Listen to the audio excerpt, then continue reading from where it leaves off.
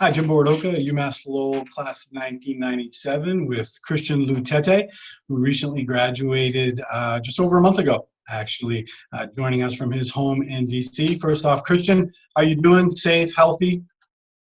Yep, I'm as safe as I could be. Family safe, everything's good. Thank you. Excellent, excellent. Well, the reason why we wanted to get together with you today, the America East Conference has announced that for 2020, you are their Man of the Year, which is their most prestigious honor bestowed on a student athlete. It's the first time that a representative from UMass Lowell has been bestowed with such an honor. So, what does that mean to you? Yeah, it's uh man, it's an incredible honor. Seriously, it's something that I just would have never thought of. Um, it it really means the most to me. When Ashley wanted to go through the process of being nominated, I told her, I was like, look, I'm just honored just to be nominated for that. I wasn't even thinking about when. I was just like, just to be nominated for something like that, that's something that's really incredible. So it truly means a lot to me. I'm so glad I was able to do it as a Riverhawk. Um, it means a lot to me, seriously, and I thank God truly for that honor. Well, it's one of many honors on your resume from your 3 years here at UMass Lowell. I mean, on the basketball court, two-time All-Conference player, scored a thousandth point this year. Scored 51 points in a game this year, which is the most in any Division One player. And for those of us who have played college basketball, that's an unimaginable amount of points to drop in a game. But it was also off the court. I mean, the same recognition, all region academically, all American, all academic, all American. You're the epitome of the student athlete. You really are. Tell us a little bit about how you would approach every day. Waking up in the morning, being a student athlete. There's a lot of things that you're juggling. Time management obviously is Hmm. huge, but getting up every day, facing that grind. What was your mindset to make sure that you were successful both on and off the court? Yeah, great question. Staying present, approaching each day and focusing on that day, focusing on everything I can accomplish for that day. And that's just been something that I learned from my dad. He always told me that, look, son, each day you have things that you have to get done and get them done. You don't want to pile up things for the next day because then you're always playing catch up. So that's been something that's just been instilled with me since I was a kid. And it's tough.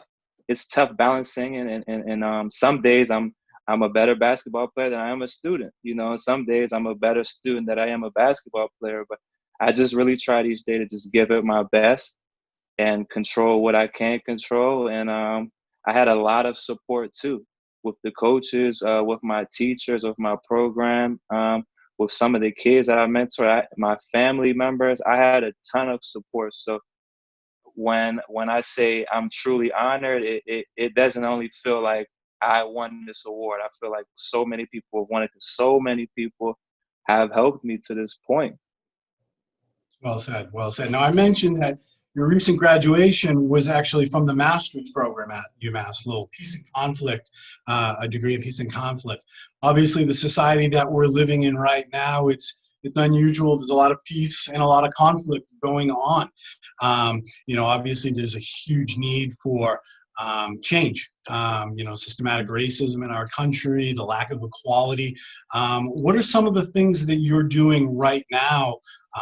You're a recent graduate, but right away you have an opportunity to jump right in and make changes and help with that mission. Tell us a little bit about what you're doing. Well, right now, I think the biggest thing with COVID-19 happening is educating myself, educating as much as I can, learning about stuff that is happening now. A lot of stuff I did know because I did a lot of research for it and the peace and conflict program.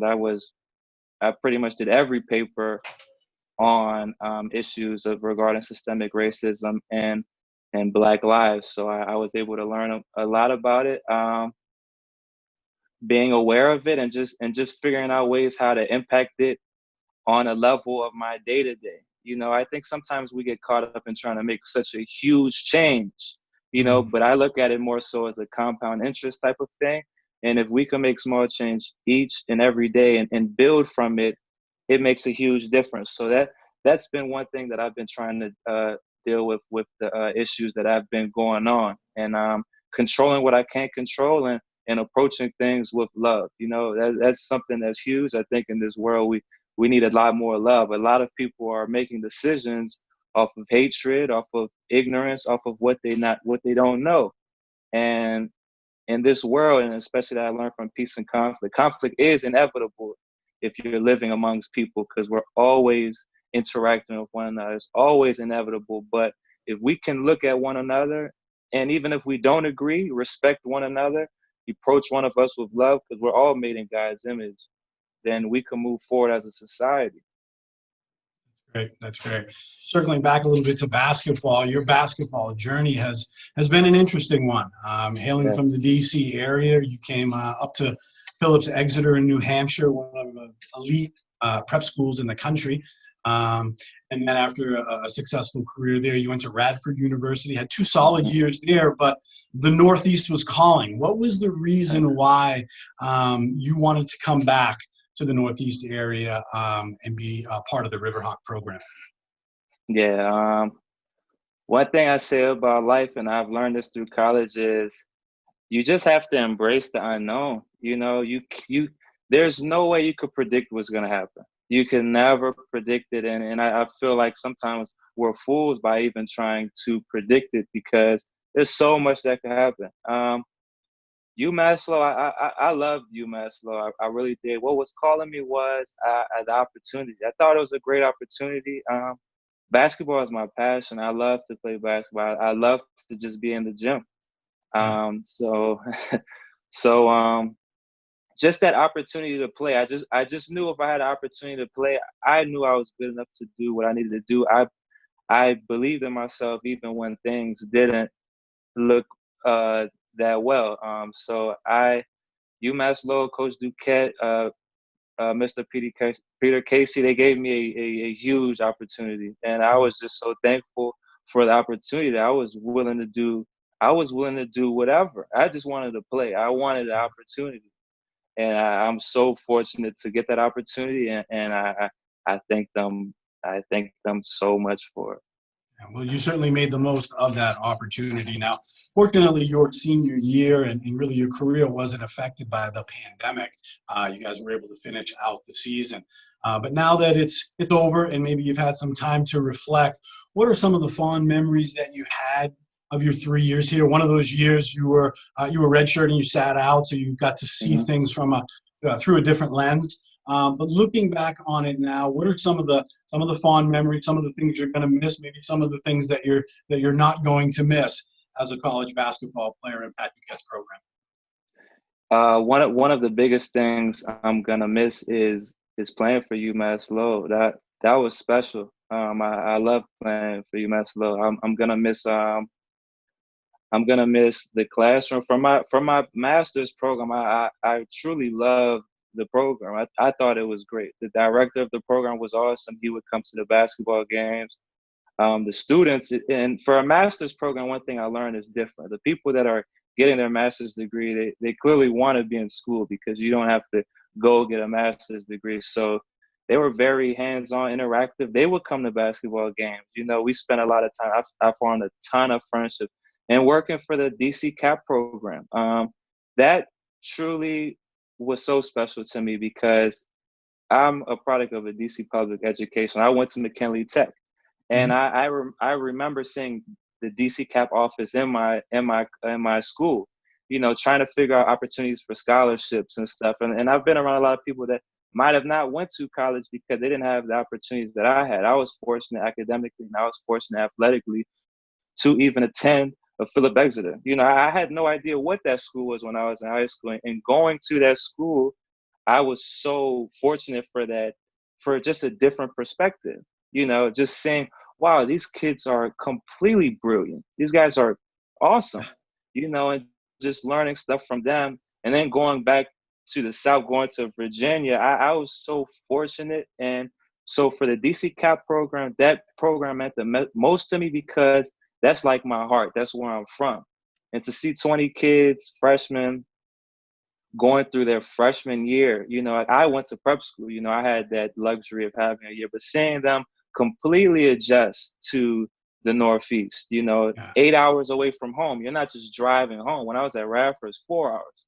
You're not just driving. So just to be there with them, just to have that piece of home, that truly meant so much to me. Just for me to mentor those kids, and they meant the most to me, man. Like if you look behind me, the posters this is what the students made for Wow. me. And I hung that up. I hung that up on my wall because they would come to all the games. I would just, as much as I was mentoring, I was mentoring them. They were mentoring me. It was therapeutic. So just being a part of their journey, it means the most. That's probably one of the biggest things I'll take away. Just relationships.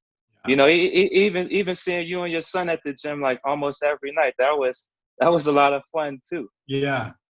It was fun for us too. We had a running joke. It wasn't whether or not you would be there. It was whether or not you wouldn't be there, because 9 times out of 10 you were in the gym. So you were a great example for him as well as the other kids that you just mentioned. That's tremendous.